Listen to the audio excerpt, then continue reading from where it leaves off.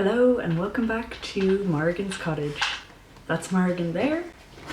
Here is a picture of the cottage, and I'm actually the owner of the cottage. So this is the second video in the series that we're doing about grants and about the mortgage process and about what you can avail of if you go down this road of buying an old cottage that's been empty for a couple of years. So in the last video we talked about the grant itself, what it is, what it covers, who can get it, how to apply. And in this video I thought it would be nice if we took a look at my specific cottage and my specific plans and just kind of go through what I would like to do and what I'm hoping to get back, and also look at what the costs associated are with getting the different bits done. So a quick recap on the last video if you haven't seen it. This specific grant is the Vacant Property Grant. It is where you can claim back up to 50 or 70,000 euro if your house is considered derelict. If you have a vacant house, basically. So if your house has been empty for over 2 years, it was built prior to, I think, 2002, 2003. And if you have a derelict house, if you get a specialist report to say that your house is derelict, you can get up to 70,000 claimed back through the grant. Or if your house is just vacant like mine, where it's been empty for over 2 years, you can get up to 50,000 back for your renovation and redecoration of an old house. In my case, like I said, the house is not derelict, so the most I can claim back is up to 50,000, but it has been empty for over 2 years. It was built in like 1890, so that's not a problem either for us. So when I was looking to buy the house, what I did was I made it a part of the sale agreement that the previous owners would sign an affidavit with the solicitor and the selling realtor guy, and basically they signed a form saying that the house has been vacant for over 2 years. They put a specific date on it, and it was prior to when I bought the house. So the house has been vacant for 2 years, and that was something I did as part of the sale terms. So it was also part of the sale agreement. I offered a little bit lower than what they were asking for the house, and then that was based on the fact that I didn't know that there was a grant available, and then they came back and said, look, will you meet us halfway? There is this grant available and we'll sign a letter for it. So that is basically how it happened with my house. I'll get more into the house sale and all of that kind of thing in one of the future videos when we talk about the mortgage and the buying process, but in this video we're going to just stick to the grants. So before getting into all this, what I will say is that me getting this grant doesn't completely affect what will be done to the house. So there are some works that are going to be done to the house in the next couple of months, regardless of if the grant gets paid or approved. The grant itself, you pay for everything up front. Currently, as it stands anyway, you pay everything up front, and then at the very end you submit all your quotes and your paid receipts and everything like that, and they will reimburse you up to the specific grant amounts for each thing if it falls within the correct category. So for me, there's a couple things, and I'll go through them later on in the video, that are absolutely being done whether or not there's grant approval. And then there's other things that if the grant is something I get approved for, then I'll find the money and get these specific bits done. Not everything I have listed is going to get done. So there are going to be bits of this video that I've mentioned something and those are not getting done to the house because simply I don't have that kind of money. But we'll go through it, and you guys can kind of get an idea of what the upcoming plans for the house are. Something important to note, and I'm sure most people are in the same circumstance, funds are not unlimited. They are not in an endless supply for me. I am a single homeowner. I'm on a single income. The income is not like the best income in the world. It's definitely not the worst, but it's quite low. So my affordability, my savings and everything like that, it's not the easiest to do, especially when you have a mortgage and a car loan and insurance and all that sort of stuff that comes along with having a house. So basically the plan is I'm going to request a loan, and fingers crossed the loan is approved, and with that loan I'm then going to get some of this listed work done. Depending on how I am financially, by the time I get the kind of main things done, if there's anything left over, then we'll look at getting some of the other bits done. But I will kind of point out the main things that will be getting done as we go down through it. And then anything else is just like a bonus, an extra. If we can get that done, great. If not, that will be picked away at as we go. So I think the easiest thing to do is to go by section of the grant. So if you watch the last video, the grant has different sections, and each of those sections you can claim up to a certain amount back. So what I think I'll do is I'll move over a little bit and then I will put up the subsections as we go along, so that might be easiest for you to follow. The list is here. Hopefully it has worked and I've put it in correctly. So we're going to start with the very first part, the demolition work. So I don't have a huge amount of demolition to be done. Anything that does need to be ripped out, I will be ripping out myself. So the only thing that I'm really costing in this section is skips, somewhere to put all the junk that I remove from the house, like old floorings, old walls, anything like that, that will all be going into the skips. I'll probably have to get a couple just based on the amount of stuff that was left. Let's not forget there's like 3 waste piles that's on the land. So I'd like to get rid of a lot of that crap as well when we get skips. But yeah, so first section, skips, that will definitely be doing done. But I don't have a lot else that I'm going to be kind of putting into this section. The hope is that nothing that has to come off the house, i.e. the lean-to roof, piping, anything like that, that none of it was built or made with asbestos. That's a different ball game. If we find asbestos in the house anywhere, which I don't think, based on when it was constructed in the old part and when it was constructed in the new part, I think maybe we just about missed where the asbestos would have been used, but you just never know. There could be asbestos and we might have to deal with that, and it's a very, very, very expensive process to get rid of anything that was made with asbestos, so fingers crossed that will not come up. So the second section is the substructure, so anything to do with foundations, raising your walls, floor slabs, damp proofing, etc. Now, I hadn't planned on doing anything in this subsection, and that was because I don't want to raise my walls. I don't want to do any work to the foundation or anything like that. But obviously in the last couple of weeks, we've noticed that the house has some damp problems. My next step over the next week or two is that I'm going to be taking down sections of plastering to kind of see what's going on in behind that. I am hoping, and this is a big hope because the damp is not everywhere in the house, but we've had a unseasonably and in fact historically wet March. So my big hope is that if we get the gutters sorted out and if we get the leaking water tanks sorted out and if we get the pipework all checked to make sure that's not leaking, by adding ventilation and heating and proper gutter and drainage from the house, that will solve the damp problem without needing to go and kind of retrospectively fit some kind of damp proofing and ripping out all the plaster from all the walls. My camera died, the quality of the video is probably going to be a bit different now. It's changed slightly, so I'm going to go over here again and we're going to have the list here. I'm not sure where I was, so we're going to go back to doors and windows.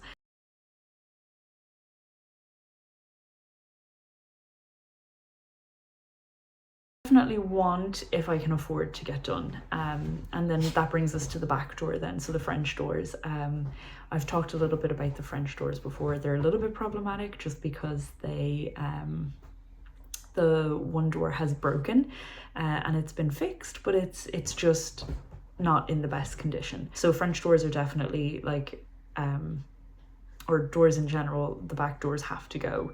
So that I think is what I'm going to go for. So I would love and hope to get those French doors replaced as part of the grant, because doors are very expensive, as we'll find out a little later on. So windows, let's get the windows updated. I have 7 windows total. I have 3 in the front, 1 at the side, and I have 1, 2, 3 at the back. So the windows are okay, they're double glazed, they're functioning, they are fine. They could probably be resealed just to help with any condensation and draft, but the windows are actually okay.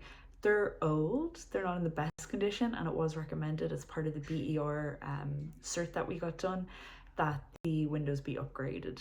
Ideally, what I would love is to get timber sash windows that are triple glazed for the front 3 windows in the house. Ideally, if possible, if they'd fit in the back 2 windows, that one is in the kitchen and one is in the living room. And then the window at the side of the house, now I don't know what we could do with that one. I don't know if you could get like a double sash window in there, or if you would have to just go with a normal kind of window and like sashes that open outwards. Next on the list for the Vacant Property Grant is internal completions. So that includes your internal doors, your ironmongery, which is like the door handles, and your, I don't know if I'm saying this right, architraves, architraves. It's like the pieces that go around. You can see it, maybe you can't see it, but in this door here, it just goes around the door, and also your door frames themselves. I do want to get new doors throughout the house. The doors in the house seem to be okay, but they're quite old. Some of them are, and maybe again, once you get heating back into the house, they wouldn't be damp anymore, but they're just kind of old. I can't say for sure that they're rotten, but they are old. So I would like to get brand new doors throughout the house, and I'd like to get fire doors put in, and a more kind of traditional cottage door ideally. Next on the list is your skirtings. So your skirting boards in each room. So that is definitely something that I have to get done. That is like a top priority, because not only does the house not really have skirting boards in most of the rooms that do have it, the skirting board is rotten because it's damp. And it is kind of like I wouldn't say it's a condition to the grant, but they consider, so basically to get paid out the grant at the end of the 13 months, the house has to have a completed kitchen, a completed bathroom, and one completed bedroom. That's what they consider like a completed house. And skirtings, or they're included in that. So we have to get the skirtings done, and I'm happy to get them done. I'm going to put them up myself, but we will definitely be claiming back some money for skirting boards. So the next two sections are kind of linked. The first specifically is, and again, I'm probably saying this wrong, so please forgive me, fascias, soffits and rainwater goods. And the second is roof completions, which includes, again, the fascias, soffits. It also includes flashing to the roof, and it includes your gutters and your downpipes. So this section, we're definitely going to be claiming some stuff back. The gutters, that is a top priority. There's 3 top priorities. The gutters is one of them. So regardless of the grant, the gutters are getting replaced this year. So the next is the tiling and the waterproof area finishes. And the bathroom of the house is okay. It's not the best, but it's not the worst. So this is not a high priority thing for me. If I can afford to get it done, absolutely I'll get it done. So the next section is painting and decorating, and this one is kind of a grey area, but not really a grey area. It's not specific as to what painting and decorating they're looking for here, but obviously like painting. So definitely we'll be claiming things back in this one. You can claim up to 10,500 back in expenses for this.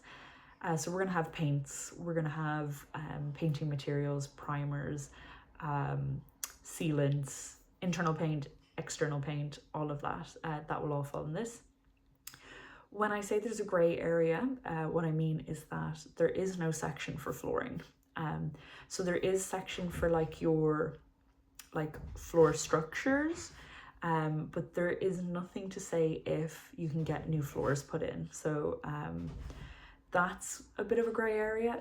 If we can't get flooring covered, we're going to do our best to just save the floors that we have. So next on the list is roof finishes, which you can claim up to 14,000 back for. My hope is that nothing needs to be done to my roof. So the next section is the big one, and it's the important one, and it's the one that for the most part is getting done regardless of grant situations, and that is services, which include your plumbing, your heating, your ventilation, your power, your lighting, your telecommunications, your smoke detectors and CO2 detectors. So yeah, most of the money for the grant is going to be eaten up in here, and you can claim up to the 50 for this, or up to the 70 if you have a derelict property. So we're just going to start with the plumbing. As far as I'm aware, the plumbing for the house is okay.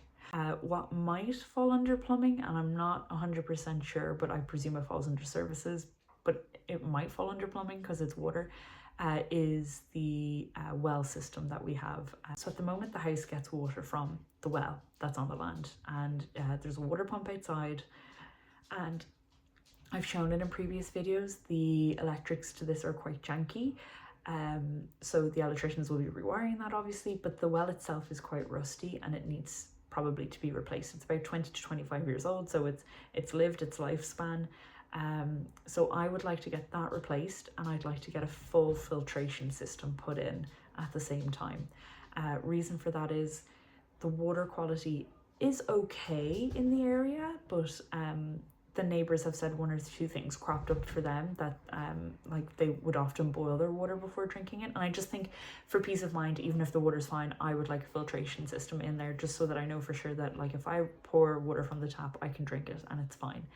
So that's the plan, to get a water and filtration system put in. So I think maybe that would fall under plumbing, but if not, like it falls somewhere under services because it's the service of water. and I'd imagine it's plumbing because it's plumbed into the house. Then we're going to move on to heating, which is kind of linked in with plumbing, but it's not quite the same. So currently, if you've watched the videos, you will know that the plumbing for the house, or sorry, the heating for the house is only a solid burning stove, basically, that's connected to a back boiler. When you light the fire in the stove, the back boiler heats up the water and then it goes around to the 4 radiators that are in the house. Unfortunately, that's not working. So the house has no heating at the moment. The water pump that's connected to the boiler in the stove is broken. So basically what happens is if you light the fire, that water is getting boiled and boiled and boiled. It has nowhere to go and eventually it will explode. So it's very dangerous. You can't use it if your water pump's not working. I think you can like light a very small fire, but as someone with anxiety, it's just not something I'm going to be doing. As well as that, the radiators are all broken. They're all hanging off the walls. Some of them won't turn on. There's only 4, but they're all in crap condition. So the radiators need to be replaced regardless. And the plumbing to the radiators needs to be replaced. At the moment, it's all in this old kind of plastic piping that is now brittle because it's really old. And it is a burst risk. It's just not, if you're getting a new heating system, you need to get new pipes basically. So heating it's actually the #1 priority for this house. It comes before the electrics, it comes before the water, it comes before everything else. The heating is, if I only had enough money for one thing, the heating would be what I'd be doing. So what I will be applying for to get back on the grant, I'm going to get an oil heating system in. I understand that we're moving away from fossil fuels and all that stuff, but that was what seemed to work best with the space that I have and the budget that I have and the house that I have. So gas isn't something that's available in the area. So if you're kind of outside a city or a big town, your choices are oil or solid fuel. I think a lot of places are getting that air to heat pump thing, but it just doesn't seem to be something that I can get someone to do at my house. But oil, on the other hand, I can get someone to come do at the house.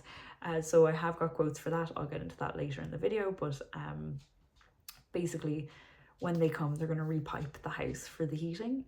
They are going to put in new radiators around the house.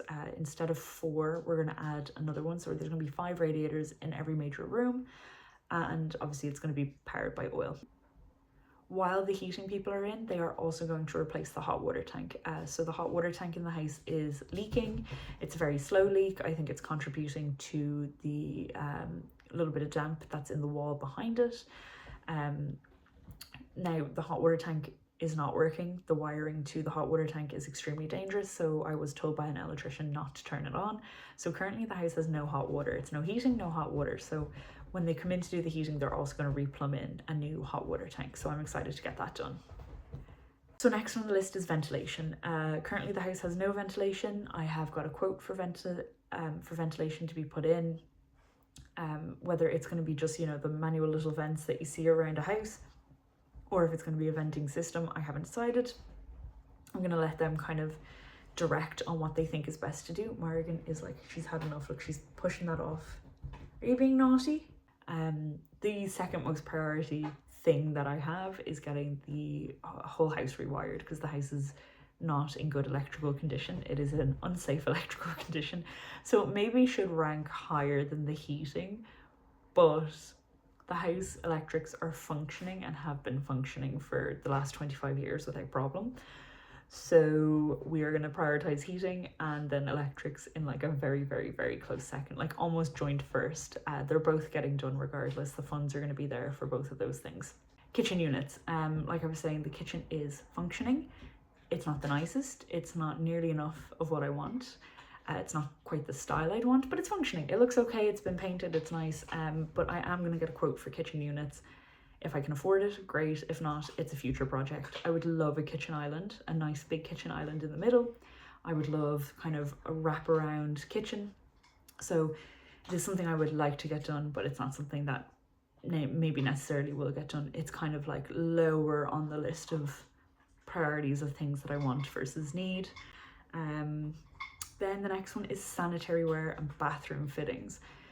So again, everything I have is functioning. there isn't like the need to get it replaced, but there's definitely a strong want. So ideally I'd be able to replace the toilet and the sink. That's kind of what I'm hoping for. The bath is in good condition and the shower is in good condition. So the plan is at least get a new toilet, get a new sink. So the final and most important part of this is obviously the costing, because I haven't given any costing yet. I don't have quotes on everything that I plan to have done, but I'll give you rough ideas on the cost of things that I do have quotes for, and I'll just kind of go through these sections again. So demolition work, site clearance and things like that, I'm expecting to spend about €1,000 on skips. I'm hopeful I won't have to spend anything else on asbestos removal, but yeah, we're looking at maybe €1,000 on skips. So substructure work and damp proofing. I don't have a quote back on damp proofing because I haven't had anyone to the house yet, but the plan is if damp proofing needs to get done, that'll go in there, and I'll update this when I have a quote for that, but I don't at the moment. Superstructure work, I don't have a quote for that. Potentially plastering, but that's not something I have quotes on yet. External completions, I am waiting to get quotes back on houses and windows, but to give you an idea, one of the front doors that I was looking at was about €2,500. One set of French doors I was looking at were about €4,000. Internal completions, the doors I like are about €250 each. I need maybe 5 or 6 of them, so we're probably looking at about 1,500 maybe for that. The door handles I like, they're about €35 each, so we're probably looking at about €200. And then the architraves, is that how you say it, that I like is coming up to be about €500 for the house. So you're looking at maybe like 2,000, 2,500 for the internal completions.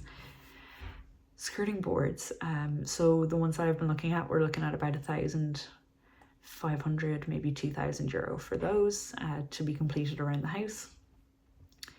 Roof completions, so the gutters, the downpipes, everything like that, we're looking at about 2,800 for that.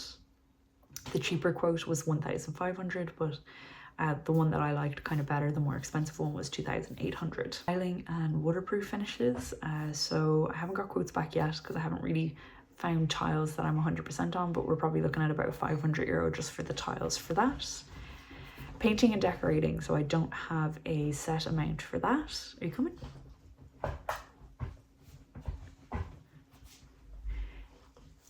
There's my little baby. So if flooring is included in the painting decorating, we're probably looking at about €4,000 for flooring.